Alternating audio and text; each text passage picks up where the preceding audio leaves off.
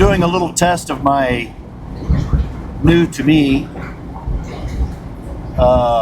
microphone system to go with my GoPro, my regular cameras, my Android phone, and if you know, maybe even Miss Corey's iPhones.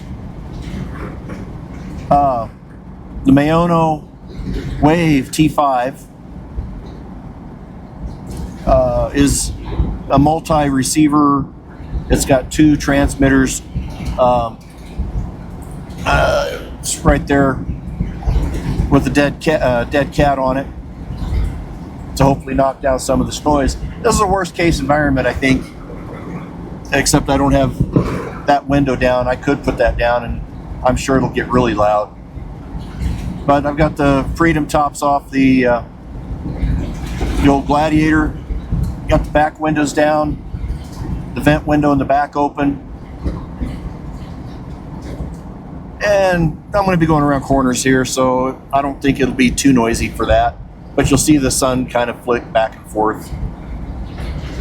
That's okay. Lens flare is to be expected. I guess I could have put the camera someplace else in the car, but I may try experiment with that a little later.